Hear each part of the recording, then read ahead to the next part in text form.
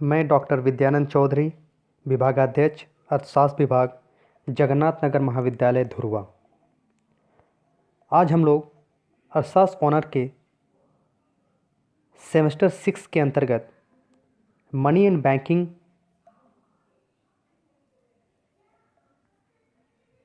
यानी मुद्रा और बैंकिंग के एक महत्वपूर्ण अध्याय मुद्रा की परिभाषा और उसके कार्य के बारे में अध्ययन करेंगे। यह परीक्षा के दृष्टिकोण से भी अति उपयोगी है, अतः छात्र इसको अच्छी तरह से सुने और इसका लाभ उठाएं। अंग्रेजी भाषा का शब्द मनी लैटिन भाषा के शब्द मोनेटा से बना है। कहा जाता है कि रोम में देवी जूनो के मंदिर में मुद्रा बनाई जाती थी और देवी जूनो को ही मोनेटा के नाम से पुकारा जाता था। इसके अतिरिक्त लैटिन भाषा में मुद्रा के लिए पैक्यूनिया शब्द का प्रयोग किया जाता है, जो पैकस से बना है, जिसका अर्थ है पशुधन। पुरातन सभ्यताओं में पशुओं को मुद्रा के रूप में काम लेने की प्रथा अत्यधिक प्रचलित रही है। इस दृष्टि से मुद्रा शब्द बहुत पुराने समय से ही प्रचलित है। मुद्रा की परिभाषा विभिन्न अर्थशास्त्रियों ने मुद्रा की अलग अलग दृष्टिकोण से परिभाषित किया है। इनमें से जो मुद्रा की सर्वमान्य परिभाषा है उसे हम मुद्रा की वैधानिक परिभाषा भी कह सकते हैं।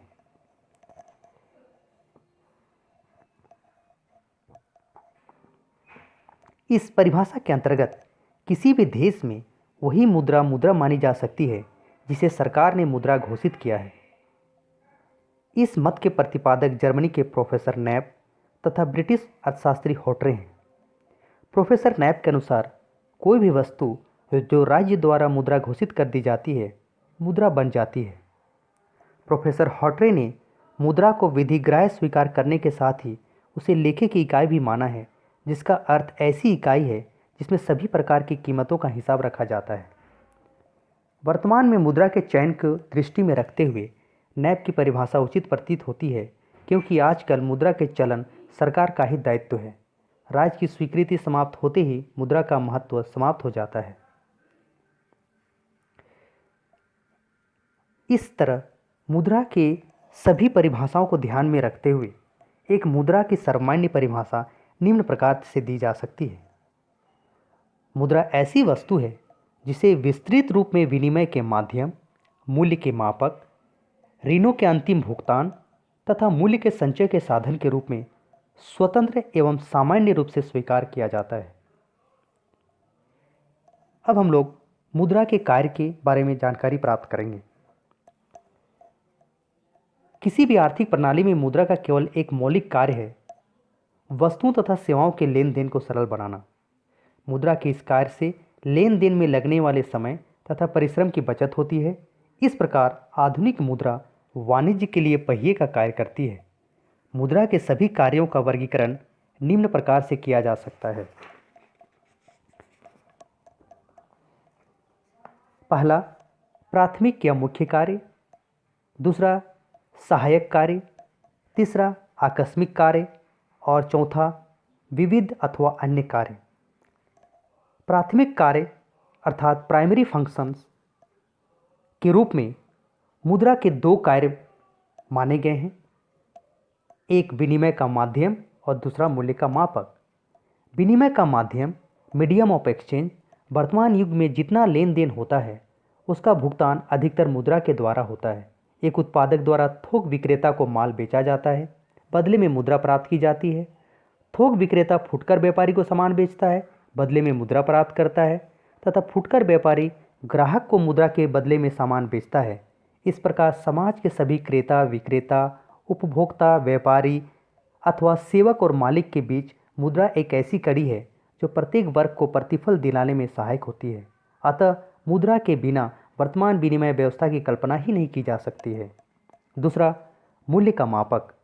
मुद्रा का दूसरा कार्य वस्तुओं और सेवाओं को मूल्य मापन करना। जिस प्रकार भौतिक वस्तुओं के नाप, तौल अथवा लंबाई, चौड़ाई आदि ग्राम, लीटर अथवा मीटर में नापे जाते हैं, उसी प्रकार सब वस्तुओं अथवा सेवाओं के मूल्य का एकमात्र माप मुद्रा है।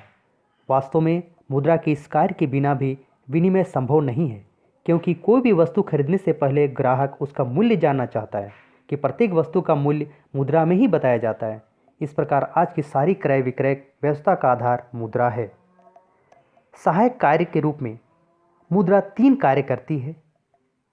पहला, भावी भुगतान का आधार, दूसरा मूल्य संचय का साधन और तीसरा मूल्य हस्तांतरण। भावी भुगतानों का आधार अर्थात स्टैंडर्ड फॉर डेफर्ड पेमेंट। आज का सारा आर्थिक ढांचा साख पर आधारित है और साख अथवा उधार मुद्रा के रूप में दी जाती है। उधार देते समय ब्याज की दर तथा भुगतान की किस्तें मुद्रा में ही निश्चित की जाती है, जिससे ऋणी को यह निश्चय रहता है कि उसे कब कितनी राशि चुकानी है। इस संबंध में यह स्मरण रखना चाहिए कि भावी भुगतानों का उचित आधार तभी रह सकती है जबकि उसके मूल्य में सामान्यतः स्थिरता रहे। अन्य वस्तुओं की तुलना में मुद्रा के मूल्य में अधिक स्थिरता रहती है। मूल्य संचय का साधन भविष्य की आकस्मिक विपत्तियों अथवा सामाजिक तथा व्यक्तिगत आवश्यकताओं के लिए अपनी वर्तमान आय का कुछ भाग बचा कर रखना चाहता है, परंतु उसे यह निश्चय होना चाहिए कि उसकी बचत सुरक्षित है और उसका प्रयोग किसी भी समय कर सकता है। मुद्रा न केवल इन शर्तों की पूर्ति करती है, बल्कि वह सरलता से थोड़े ही स्थान पर जमा कर रखी जा सकती है। मुद्रा के रूप में मूल्य संचय को प्रोत्साहित करने के लिए यह आवश्यक है कि मुद्रा का मूल्य स्थिर रखने का प्रयत्न किया जाए, अन्यथा लोग अपनी बचतें सोना, भूमि अथवा अन्य संपत्तियों के रूप में रखना पसंद करेंगे। सहायक कार्य के रूप में तीसरा कार्य मूल्य हस्तांतरण अर्थात ट्रांसफर ऑफ वैल्यू। मुद्रा विनिमय माध्यम का कार्य करती है। इस मुख्य कार्य के कारण ही मुद्रा मूल्य हस्तांतरण का सर्वोत्तम साधन बन गई है। उदाहरणतः यदि कोई व्यक्ति आगरा छोड़कर जयपुर में बसना चाहता है तो आगरा स्थित मकान, जमीन तथा अन्य सारी संपत्ति मुद्रा में बेचकर वह जयपुर में नई संपत्ति खरीद सकता है।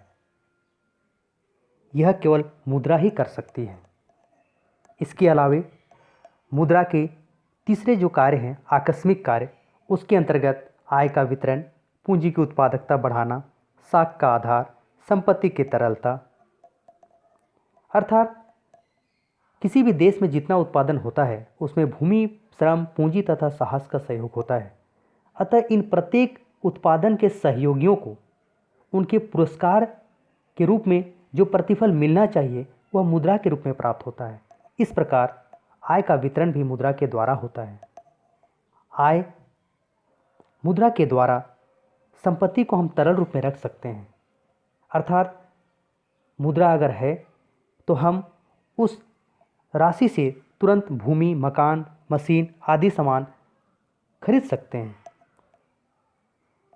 मुद्रा के विविध कार्य अर्थात मिसलेनियस फंक्शंस में इच्छा की भाग, वाहक और भुगतान स्थिति का सूचक।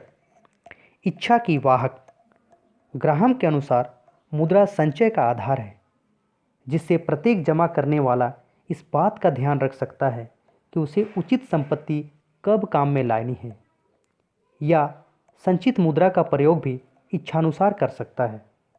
अतः मुद्रा समाज की वर्तमान एवं भविष्य की इच्छाओं की पूर्ति में सहयोग देती है। भुगतान स्थिति का सूचक किसी भी फर्म या व्यक्ति के पास मुद्रा रूपी तरल संपत्ति उसकी भुगतान देने की क्षमता की गारंटी होती है। बैंकों के पास यदि ग्राहकों को देने के लिए पर्याप्त रकम नहीं होती तो वे दिवालिया हो जाते। इस प्रकार मुद्रा इस बात की सूचक है कि कोई संस्था दिवालिया या बैंकरप्ट तो नहीं हो गई है। इस तरह मुद्रा के कई कार्य हैं। प्राथमिक कार्य, सहायक कार्य, आकस्मिक कार्य और अन्य कार्य। प्राथमिक कार्य में हम लोगों ने देखा विनिमय का माध्यम और मूल्य का मापक।